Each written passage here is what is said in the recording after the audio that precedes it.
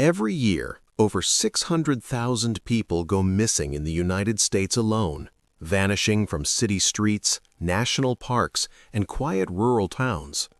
Most are eventually found. Some return home safely. Others are discovered far too late.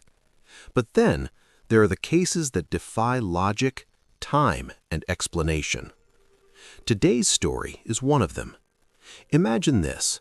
A young woman sets out on what should have been a peaceful, energizing solo hike. She packs lightly, smiles at the trailhead camera, and steps into the wilderness, never to return. Search teams swarm the forest, helicopters scan the treetops. Days turn into weeks, hope turns into heartbreak, and eventually, her case becomes just another unsolved disappearance, tragic, but overshadowed by the thousands that come after it. Until something impossible happens. 5 years later, she is found alive, miles away in a remote, nearly inaccessible location, disoriented, physically exhausted, and with one chilling detail that turns this mystery into a puzzle with no edges. She remembers nothing.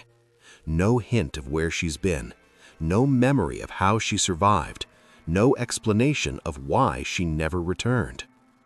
In this video, we're going to break down every known detail of this baffling case, the full timeline of her disappearance, the evidence left behind, the theories investigators explored, the unbelievable circumstances of her discovery, and the haunting aftermath that still leaves experts unsure of what truly happened.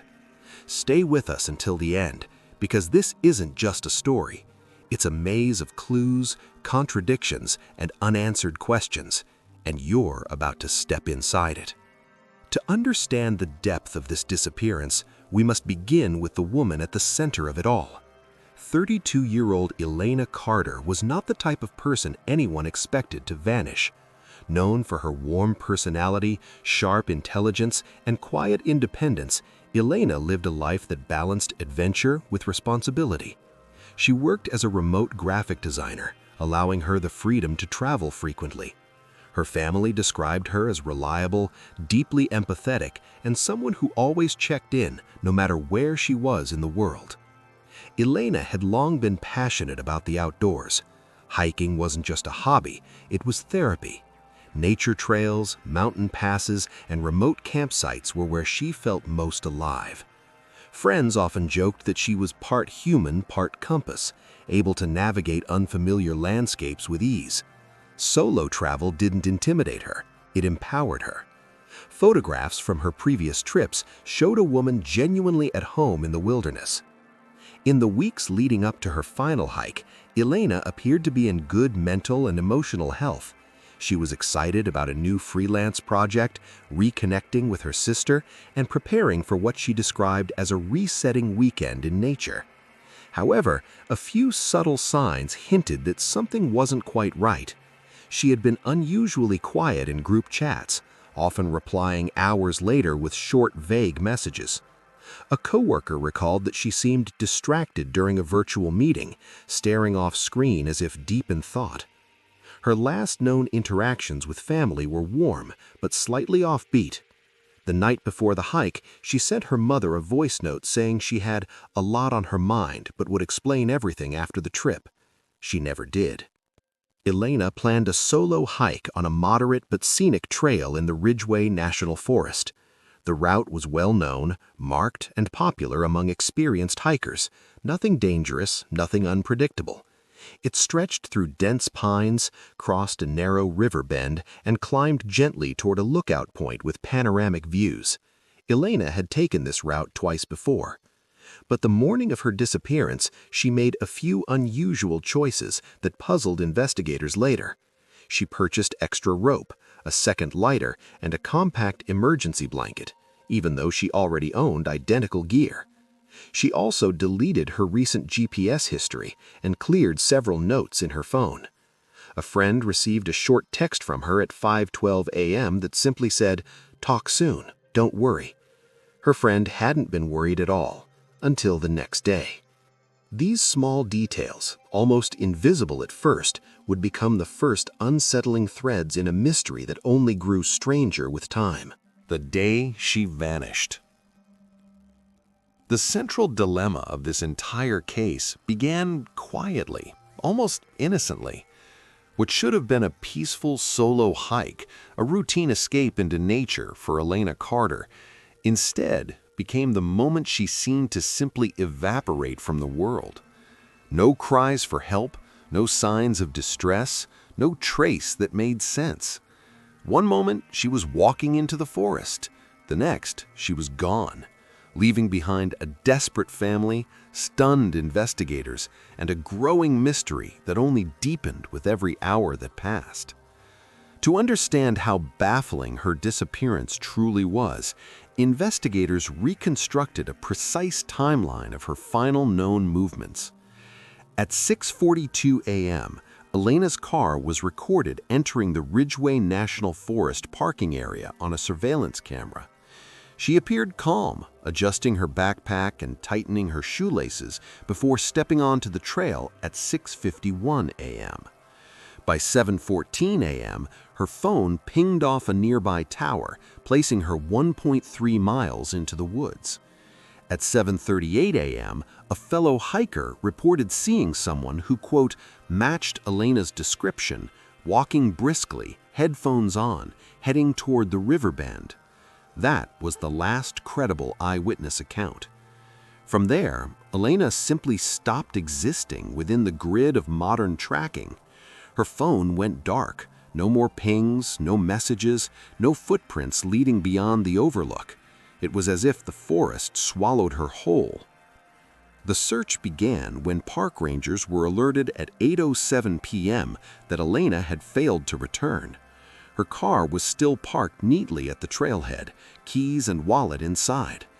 Rangers found one of her trekking poles lying oddly beside the path a few hundred meters in, but it showed no damage, no drag marks, no animal prints, no blood. Her backpack wasn't found at all. Within the first 72 hours, search teams swarmed the area. Drones hovered above the treetops. Dogs traced faint trails that abruptly ended near the ridge. Volunteers walked shoulder to shoulder through dense brush. Helicopters circled repeatedly. Every cave, creek, and ravine was checked. The forest was combed, then combed again. Nothing.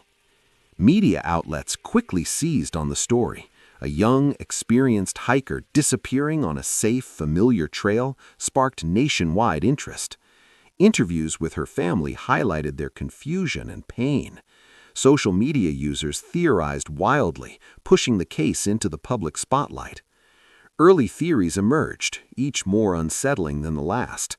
An accidental fall into a hidden ravine, a sudden animal attack, a voluntary disappearance to escape stress, a kidnapping by someone hiding in the woods, even disorientation or heat-induced wandering. But none of these explanations fit the evidence because there was no evidence. No signs of struggle, no belongings scattered, no footprints, no sound heard by anyone else on the trail. For investigators, the central dilemma was clear and maddening.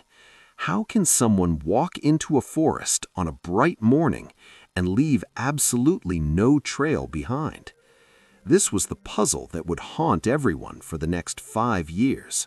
5 years missing, the investigation, leads, and dead ends. After the initial shock of Elena's disappearance faded, what followed was a long, painful stretch of years filled with questions, theories, and heartbreak. In the first year alone, investigators conducted more than 60 interviews, retraced every step of her last known route, and revisited every scrap of possible evidence. But despite their relentless efforts, nothing concrete ever surfaced. The case evolved slowly, painfully, year by year. Year 1 was dominated by hope. Detectives remained confident they would find her, alive or not. Search teams returned each season as weather permitted. Her family organized vigils and community-wide searches. They plastered her photo across social media, billboards, and local news. But with every passing month, the trail grew colder. Year 2 brought frustration. Detectives admitted privately that they were running out of leads. Public updates to the family became shorter, more cautious. New technology, thermal scans, upgraded drones, and enhanced mapping systems allowed for deeper searches of the forest, but still nothing emerged. Her digital footprint remained frozen in time. No bank withdrawals, no online activity, no phone signals. It was as if Elena had stepped out of the physical world entirely. By year 3, the emotional toll on her loved ones was devastating. Her mother aged visibly, her father stopped giving interviews, and her sister became the family spokesperson, often speaking through tears. Community support remained strong, but quieter. People still cared, but the frenzy had faded. Some locals admitted they no longer believed she was alive. Year 4 was the year of strange leads. A psychic claimed Elena was taken underground. Another said she was near rushing water. Hikers reported seeing someone who resembled her in distant towns. A truck driver insisted he saw her at a gas station 2 states away. Detectives followed every tip, no matter how unlikely, but every lead dissolved into nothing. Interviews with law enforcement during this period revealed just how baffled they were. One detective said, "Cases go cold, but they don't vanish. This one felt impossible." By the 5th year, the investigation had become nothing more than a cold case file that a few dedicated officers checked periodically. Yet the family never gave up. They still held vigils, still walked the trail where she disappeared, still begged for any information. Their hope was a fragile thing, worn thin but not extinguished. And then came the first clue, one that made little sense at the time, but would later become crucial. In late summer of the 5th year, a satellite scan picked up an unusual anomaly deep within an uncharted section of the wilderness, far beyond the original search radius. It was dismissed as a natural formation, likely a fallen tree or old debris. Investigators logged it, noted the coordinates, and moved on. It wasn't until Elena was found months later, alive in that same remote region, that the anomaly finally made sense. But at the time, no one had any idea that the key to the entire mystery had been sitting right there, hidden in plain sight. For 5 long years, Elena's family lived in a suspended grief, caught between hope and despair, between memory and uncertainty. Her disappearance wasn't just a case, it became a wound that time couldn't close. Found alive, the miraculous discovery. After 5 long years of silence, grief, and unanswered questions, the world received the news no one expected. Elena Carter had been found alive. The discovery was nothing short of miraculous, and the circumstances surrounding it only deepened the mystery that had haunted her case for half a decade. She was discovered by a wildlife researcher named Dr. Henry Mallard, who had been mapping animal migration patterns in one of the most remote regions of the Ridgeway Wilderness, an area so rugged and inaccessible that even experienced hikers rarely ventured there. The terrain was unforgiving, dense undergrowth, steep cliffs, and miles of untouched forest with no marked trails. It lay nearly 27 miles from the location where Elena was last seen, far beyond any reasonable search perimeter. Dr. Mallard noticed movement near a cluster of trees. Expecting to see a deer, he instead found a woman, thin, barefoot, and wrapped in layers of mismatched cloth that looked hand-stitched. Elena was alive, but clearly exhausted. Her hair was tangled, her skin sunburned, and she appeared malnourished, yet somehow still strong enough to stand. Her eyes were wide with fear and confusion, as if she didn't fully understand what she was seeing. When he asked her name, she hesitated before whispering, I don't know." Those were her first words, fragile, disoriented, and heartbreaking. As rescuers arrived, Elena appeared physically stable but mentally lost. She repeatedly asked what year it was. She couldn't explain where she had been, how she survived, or why she never sought help. Every attempt to recall her past triggered visible panic. According to early reports, she said things like, "It was quiet," and "I was supposed to wait," but nothing that formed a coherent timeline. Transported to a nearby hospital, doctors found she was dehydrated and underweight but had no major injuries. The most puzzling detail, she bore small scars on her arms and hands, marks that looked like they came from years of living in the wilderness or crafting tools by hand, yet she could not explain any of them. When her family arrived, the reunion was overwhelming. Her mother collapsed into tears, clinging to Elena as though afraid she might disappear again. Her sister held her face gently, searching her eyes for recognition. But Elena looked back at them with blank confusion, no memories, no flicker of familiarity, as if they were strangers she was supposed to trust. Investigators were stunned. How had she traveled so far on foot? Why had none of the extensive searches picked up any sign of her? And what was she doing in a region where there were no campsites, no shelters, and virtually no human activity? The items found with her only raised more questions. Scraps of handmade rope, a sharpened stone tool, and what appeared to be a crude woven pouch. No journal, no notes, no map, nothing that clarified where she had been. Once the news broke, the public fascination was immediate and intense. Social media exploded, journalists swarmed the hospital, and millions demanded answers. How could someone vanish for 5 years and then reappear, alive, but erased? This wasn't just a discovery. It was the rebirth of a mystery, now stranger than ever. Medical perspectives on her memory loss. Medical experts immediately stepped in to analyze the unusual case, and their theories became the first major lens through which the public tried to understand what happened. Some neurologists suggested trauma-induced amnesia, where a powerful physical or emotional shock may have wiped out years of memory. Others leaned towards dissociative fugue, a rare psychological condition in which a person loses their identity, wanders away from home, and may unknowingly start a new life. A third theory explored was deliberate psychological shutdown, a mental defense mechanism where the mind protects itself by blocking out unbearable experiences. These possibilities sparked intense debate. Could a person genuinely survive so long without any recollection of their past? Could the brain truly erase such a massive portion of identity? While each explanation held merit, none fully accounted for the length of her disappearance, nor how she managed to stay hidden from all systems, medical, legal, and social. Experts agreed on only one thing. Whatever happened, it had to be extraordinary enough to override the brain's fundamental instinct to preserve memories. Survival experts on her mysterious years away.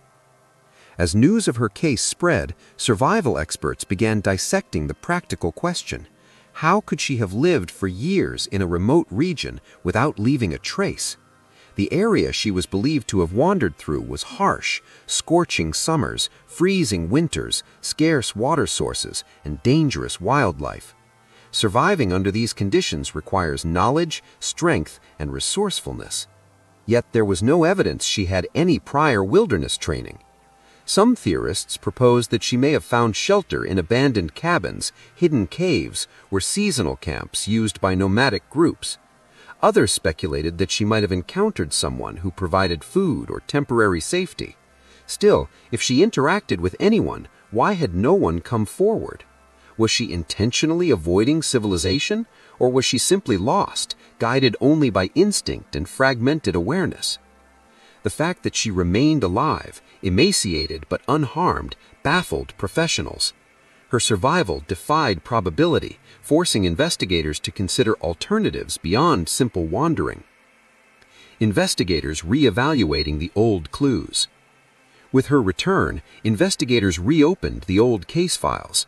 Every early clue, footprints, discarded items, vague sightings were now re-examined through a new lens. Some pieces of evidence that once seemed insignificant suddenly appeared meaningful. For instance, reports of distant campfire smoke years ago were reconsidered. Could they have been hers? Strange drawings found on rocks, Were they attempts to communication or signs of distress? Detectives also questioned the initial search failures. How did trained teams, helicopters, and tracking dogs miss her completely? Was she outside the search radius, or was she being moved by someone? Gaps in the timeline raised new possibilities, and investigators were forced to confront the uncomfortable thought that she may not have been alone during her missing years. Despite the renewed effort, however, none of the re-examined clues led to a conclusive explanation. The puzzle only deepened, and the answers seemed further away than ever. Leading theories behind her disappearance. As the mystery grew, 4 leading theories emerged. The first was possible captivity, suggesting she was held against her will by someone skilled at remaining hidden. The second theory focused on intentional disappearance, proposing she left to escape a life she no longer wanted. The third theory involved amnesia-induced wandering, where her memory loss triggered years of aimless movement. The final theory was the most unsettling, an unknown encounter, something unusual, unexpected, or deeply traumatic that changed the course of her life. Her fragmented flashbacks, shadows, voices, distant landscapes offered hints but no certainty. Her mind remained a locked door, with only slivers of light escaping through the cracks. The unanswered questions and community impact. Even after her return, the central questions remained painfully unresolved. Where had she been? Who did she meet? Why didn't she ask for help? And how did she leave no trace? These gaps in the narrative created a haunting silence around the case. Her community, once united in grief, now found itself divided between relief and suspicion. Some welcomed her back with open arms, others whispered theories, doubting the truth of her amnesia. Local authorities struggled with public pressure to close the case, while psychologists pushed for patience and compassion as she slowly attempted to rebuild her life. Her journey became a symbol of the human mind's fragility and its ability to survive even the darkest unknown. In the end, her story remains a puzzle, part tragedy, part miracle, and entirely unforgettable. We may never fully understand what happened during her missing years, but the mystery continues to challenge experts, ignite debates, and remind us how complex the human mind can be. Her return closed one chapter, but opened countless new questions, questions that may remain unanswered forever. Before we wrap up, I'd love to hear your theories. What do you think truly happened during those missing years? Do you believe her memory loss was genuine, or is there more to the story that remains untold? Share your thoughts, ideas, and theories in the comments below. Your perspective might shed new light on this mystery. And if you're fascinated by cases like this, don't miss our next related video on bizarre missing person stories. It dives even deeper into unexplained disappearances, shocking returns, and the unanswered questions that still haunt investigators. Your curiosity keeps these stories alive, so don't forget to comment, like, and subscribe for more mysterious deep dives.